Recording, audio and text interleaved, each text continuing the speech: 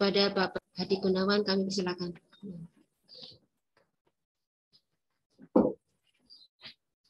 Terima kasih. Bismillahirrahmanirrahim. Assalamualaikum warahmatullahi wabarakatuh. Alhamdulillah kita bisa berkumpul lagi melalui Zoom tentunya ya. Karena belum bisa kumpul-kumpul secara offline. Baik, hari ini beberapa menit ke depan saya ingin memberikan beberapa ya informasi, bukan informasi ya, ilmu-ilmu tentang kesehatan tapi yang ringan-ringan saja ya, yang bisa diaplikasikan di rumah masing-masing. Baik Bapak Ibu wali santri sekalian, hari ini saya ingin memberikan beberapa tips ya kalau anak-anak sakit atau kita sendiri yang sakit. Pada dasarnya penyakit itu disebabkan oleh beberapa hal. Yang terbanyak prosentasenya mungkin sampai 70-80% adalah dari infeksi. Ya. Infeksi artinya tubuh kita kemasukan kuman atau virus atau jamur atau apa saja. Jadi ada makhluk hidup lain yang kecil gitu ya yang masuk ke dalam tubuh kita yang harusnya tidak boleh. Kemudian tubuh melawan. Tubuh melawan itu dengan sistem kekebalan kita, dengan sistem imunitas kita. Kalau kita menang, jadi kalau sistem kekebalan kita menang, maka kita tidak jatuh sakit. Ya biasa saja seperti normal, orang normal ya, sehat lah gitu. Tapi ketika sistem kekebalan kita menurun dan kalah, maka mulai saat itu kita disebut sakit dengan beberapa tingkatannya, mungkin ringan, sedang, berat begitu, kira-kira begitu. Jadi di dalam tubuh kita sebetulnya ada suatu sistem yang melindungi tubuh kita. Apa saja yang berperan di situ? Pertama, secara sel itu. Contoh sel sel darah putih ya. Sel darah putih. Dia secara seluler dia akan bertarung gitu ya, head to head. Jadi sel darah putih itu akan langsung berhadapan dengan kuman tadi ya, langsung dipeluk kemudian dihancurkan, head to head, satu-satu. Oleh karena itu kalau seseorang itu terkena infeksi, maka laboratorium akan diperiksa, leukositnya biasanya meninggi. Karena itu tentara ya. Nah, di situ ciri khasnya. Apa akibat infeksi tersebut? Dengan munculnya sel leukosit tadi, sel darah putih yang tinggi, akhirnya muncullah rasa demam. Gitu ya. Demam karena ada kejadian peradangan di dalam tubuh. Cirinya demam. Jadi kalau kita kemasukan kuman secara banyak kemudian terjadi pertempuran, maka mulailah terjadi demam. Tentu demamnya juga bergradasi ya, mulai ringan, sedang, berat gitu. Tapi demam itu sendiri adalah ciri daripada infeksi. Jadi kalau putra putri panjenengan kena kemasukan virus atau bakteri atau apapun, kemudian dia demam, itu berarti perlawanan sedang berlangsung. Terjadi peperangan antara kuman virus tadi dengan sistem kekebalannya. Nanti menang mana kita tidak tahu kan. Kalau sistem kekebalan kita bagus, tentu lama-lama akan sembuh sendiri, gitu ya. Oke, tergantung juga jenis kumannya atau jenis virusnya. Makin berat dia punya karakter sendiri. Makin kalau kemasukan virus itu mungkin contohnya COVID yang sekarang itu kemasukan ya langsung bisa langsung berat. Nah, ciri daripada infeksi tadi peradangan adalah demam. Jadi kalau putra putri panjenengan tidak demam ya kemungkinan bukan infeksi, mungkin sebab yang lain ya. Nah, penyebab yang lain selain infeksi adalah faktor degeneratif. Jadi sel-sel dari organ-organ tubuh kita itu tentu punya kekuatan tertentu, punya umur tertentu. Nah, ini bisa melorot fungsinya, gitu ya, bisa melorot fungsinya. Kenapa dia kekuatannya lama? Bisa karena sejak dia lahir, ya, sejak dia lahir memang dia ada satu organ yang kurang bagus. Misalnya ada anak kena penyakit jantung misalnya, jantung yang sejak kecil itu ya. Kemungkinan memang demikian. Jadi sejak lahir sudah lemah itu, organ tersebut sudah lemah. Ya mau tidak mau itu apa namanya kita harus jaga, harus rawat dengan kondisi seperti itu. Bisa juga misalnya kalau ada keturunan asma, anak kok masih kecil kok sesak napas ternyata asma, yaitu karena fungsi organnya sejak lahir memang bentuknya seperti itu. Nah, yang penting dalam namanya penyakit semacam ini adalah dirawat tentunya ya, dijaga, dirawat. Ini bukan infeksi. Demikian juga karena ketuaan. Kita yang orang tua ini tentu organnya sudah dipakai bertahun-tahun, gitu. Tentu makin lemah kondisinya. Nah mungkin saya usianya udah 54, 55 tahun ya. Nah, nggak mungkin organ tubuh saya sama seperti ustadzah yang berumur paling berapa 30, 40, tentu beda. Apalagi diadu dengan anak-anak SMA yang umurnya 17 tahun, itu tentu beda. Kemudian penyebab penyakit yang lain yang ketiga adalah karena kecelakaan atau karena traumatik, misalnya jatuh, kecelakaan itu sendiri gitu ya, kena pukulan dan lain-lain itu. Nah itu tidak bisa diprediksi ya, itu memang ya kebetulan takdir sedang seperti itu. Itu penyebab penyakit yang karena traumatik. Sedikit memang kasusnya, tetapi memang harus dipikirkan. Nah itu apa namanya tidak bisa kita rencanakan, kita bisa kita apa namanya perkirakan karena namanya kecelakaan. Yang keempat ini yang jarang orang itu tertarik dengan, bahkan dokter jarang yang tertarik gitu ya dengan penyakit ini, yaitu penyakit akibat gangguan jiwa. Mungkin kita berpikir kalau gangguan jiwa terus kayak orang gila di jalanan yang udah telanjang dan lain-lain. Tidak seperti itu. Karena gangguan jiwa ini ada dua sebetulnya. Secara golongan itu ada dua. Yang pertama jenis yang psikotik. Ya, kalau dengar psikotik itu berarti memang sudah gangguan nalar sudah. Ya, misalnya orang-orang yang gila-gila benar itu, dijak ngomong ngalor ngidul gitu ya. Dia ngomong sendiri, tertawa sendiri, nangis sendiri, itu jenis psikotik.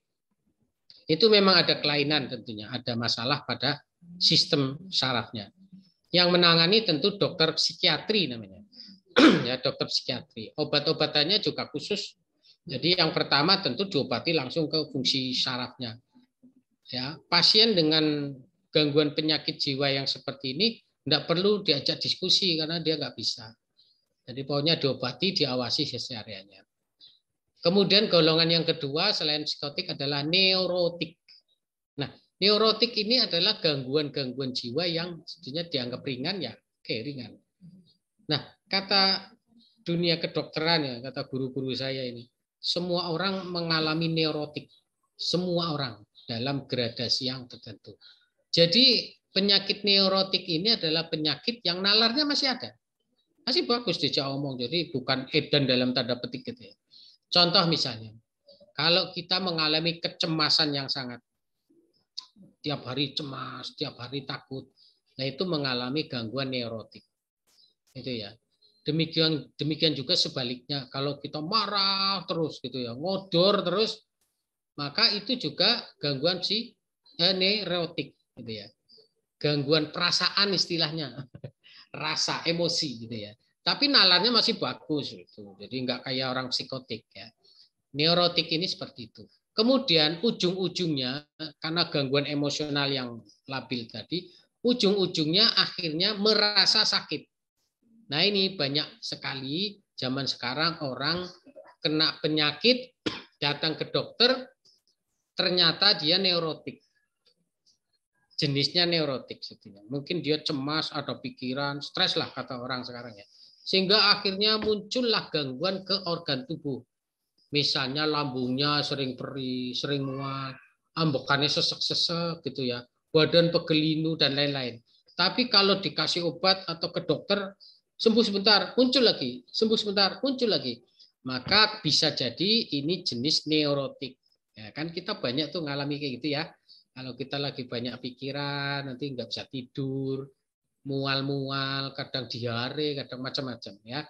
Nah, kemungkinan itu adalah penyebab gangguan neurotik.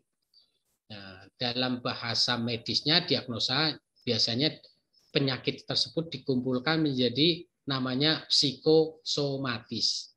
Psiko itu jiwa, soma itu badan, ya. Nah, saya terangkan di akhir psikosomatis ini penting kenapa? Karena sekarang banyak sekali orang yang terkena penyakit ini, gitu ya. Cirinya gampang, cirinya. Biasanya dia diobati hanya sebentar muncul lagi, muncul lagi. Dia menjadi langganan dokter kadang-kadang gitu. Yang kedua, penyakitnya ini nggak bisa dihubungkan. Dokter tidak bisa mengambil kesimpulan, oh Anda kena penyakit X misalnya. Karena saling bersilang-silang keluhannya itu. Nggak nyambung lah istilahnya gitu ya. Maka dokter, kalau dokter yang laris, nggak punya waktu, itu ya, begitu Anda datang ke situ, mesti dokternya bilangnya, udah Bu, atau Bapak, nggak usah banyak pikiran, santai saja. Ya, kalau kalimat yang muncul seperti itu, sebetulnya dokter ini sedang mendiagnosa bahwa Anda terkena gangguan neurotik. Dan ternyata banyak sekali penyakit ini. Ya, kalau dokternya senggang, senang ngobrol, maka dokternya akan mencari sebab musababnya. Kenapa orang ini kena penyakit neurotik? Misal, ini orang kok mual terus, lambungnya perih gitu ya, kadang sesak napas, gitu. Tapi nanti hilang sendiri, kadang muncul lagi. Dokter yang punya waktu dan sering banyak ngobrol, maka diajak ngobrol. Nanti akan ketemu, ternyata penyebabnya X. Misalnya, oh anak saya SMA bedut nemen misalnya gitu karena dia remaja ngelus dada terus Pak dokter lah, itulah penyebab dari gangguan psikosomatis tadi. Dan ini banyak. Nah, saya tekankan lagi bahwa psikosomatis tidak cuma diderita oleh orang tua. Memang yang terbanyak orang tua. Tapi pada anak-anak pun bisa muncul seperti ini. Misal, ada kasus anak berangkat sekolah. Setiap berangkat sekolah, anak ini pengen ke belakang. Mules Bu, misalnya gitu ya. Terus dia baru ke belakang, baru dia berangkat. Perhatikan baik-baik, itu bukan gangguan fisik ya. Kemungkinan dia gangguan psikosomatis. Contoh kasus ini banyak dibicarakan. Misalnya anak sering dibully di sekolah, berantem sama temennya. Maka dia secara alam bawah sadar, secara perasaannya dia malas, ya. Dia malas untuk berangkat sekolah. Tiap bangun pagi, aduh, aku harus ke sekolah, ketemu sama teman-teman yang membuli saya, misalnya gitu. Maka secara otomatis organ tubuh itu bekerja sendiri. Nah ini namanya psikis tadi. Akhirnya dia terasa mules. Tiba-tiba mules, padahal sebetulnya itu bukan penyakit diare atau apa, enggak. Dan ini kalau tidak diatasi oleh dirinya sendiri atau kita bantu, maka ini bisa berkelanjutan. Demikian ya. Itu kayaknya dianggap biasa aja lah, gitu ya. Kalau nggak apa-apa. Orang kadang menganggap itu. Oleh karena itu, Bapak Ibu sekalian perhatikan baik-baik. Psikosomatis ini tidak cuma mengenai orang dewasa ya. Kalau kita tuh masih bisa berpikir, masih bisa mengambil sebuah tindakan, mau ke dokter, mau ketemu teman, ngobrol dan lain-lain. Bisa. Tapi pada anak kadang-kadang dia nggak tahu bahwa dia sebetulnya penyebabnya X tadi ya, yang mengganggu rasa dia itu nggak senang gitu ya. Demikian. Jadi kalau panjenengan melihat anak-anak berubah atau tiba-tiba sakit yang nggak bisa dianggap nih sakit ini gitu ya, kita akan bisa melihat bahwa itu gangguan psikosomatis. Nah, tentunya kalau terjadi gangguan psikosomatis bila berat ya coba hubungi psikolog atau mungkin psikiater bisa membantu. Tapi yang baik memang psikolog ya. atau diajak ngobrol. Yang paling enak itu diajak ngobrol.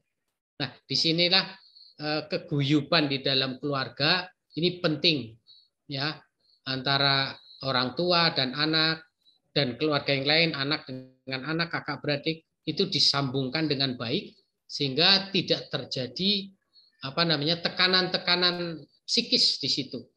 Atau kalau dia mendapatkan tekanan psikis di luar, dia terobati di dalam, gitu ya, di dalam rumah. Kalau di sekolah tentu misalnya ustadzanya 3, muridnya berapa misalnya gitu ya. Atau apalagi kalau sudah SD, SMP ke sana misalnya sampai SMA. Ya si guru hanya memikirkan tentang pelajaran. Guru matematika yang ngajari matematika saja sudah. Anaknya ada gangguan jiwa dia nggak tahu gitu ya. Gangguan jiwa neurotik ya, psikotik. Oleh karena itu, psikosomatis. Oleh karena itu di keluarga itu sangat penting ya. Jadi saya tekankan di sini bahwa keguyuban di keluarga, kelengkapan keluarga, kenyamanan di dalam keluarga itu sangat-sangat penting karena dia adalah lingkungan terkecil yang setiap hari ketemu dan bisa diraih oleh mereka. Jadi kenyamanan di dalam keluarga itu akan membentuk sebuah karakter, demikian juga akan melindungi dari gangguan-gangguan psikosomatis tadi. Ya. Demikian Bapak Ibu sekalian, untuk akhir pembicaraan ini saya titipkan pesan bahwa perhatikan gelagat anak-anak di rumah, apakah ada yang aneh atau tidak, jangan didiamkan saja. Kunci utama adalah kenyamanan di dalam keluarga. Ngobrol, guyon, makan bersama itu penting ya. Di rumah pun makan bersama, jangan makan sendiri-sendiri, satu di kamar, satu di ruang tamu gitu, udah bagus. Yang bagus adalah ngeriung makan bersama. Kemudian yang untuk penyakit infeksi tadi, saran saya adalah jika putra-putri panjenengan demam, oke, mungkin bisa dicoba dengan obat-obat biasa yang bisa dibeli di warung, misalnya paracetamol dan lain-lain. Kemudian kalau memang tidak berat sekali, amati selama 2 hari. Ya, misalnya kok tambah baik ya sudah cukup berikan obat di warung aja atau di apotek gitu ya. Tapi kalau dia tetap atau bahkan lebih parah lagi, maka segera hubungi rumah sakit atau dokter. Itu untuk kasus-kasus yang infeksi. Kemudian tadi karena memang apalagi saat seperti ini, perhatikan baik-baik. Tadi Ustazah sudah menyampaikan jika putra-putri panjenengan ada demam atau pilek-pilek, batuk dan lain-lain, untuk dirumahkan saja ya. Kalau memang ini ada pertemuan untuk offline-nya ya misalnya, maka dirumahkan saja supaya tidak menular ke yang lain-lain. Tapi ingat, dulu sebelum ada pandemi pun kami sering memulangkan santri ke rumah. Sebetulnya bukan karena takut menularkan teman-temannya saja, tidak. Tetapi kondisi anak sakit itu lemah, gitu ya, lemah. Jadi kalau dikumpulkan dengan anak-anak yang sehat, resikonya bukan saja mungkin dia menularkan sesuatu ke anak yang sehat, tapi bisa juga karena dia kondisinya lemah, ada santri lain yang kondisinya sebetulnya dia ada infeksi tapi dia sehat, kuat imunnya, bisa jadi dia menularkan ke putra-putri Anda yang sedang lemah tadi, ya. Jadi jangan salah menyangka bahwa kami memulangkan itu sebenarnya untuk kepentingan putra-putri panjenengan sendiri. Saya kira itu mudah-mudahan bermanfaat. Nanti kapan-kapan kalau ketemu lagi kita sampaikan hal-hal lain yang tentang kesehatan. Demikian saya akhiri. Wassalamualaikum warahmatullahi wabarakatuh.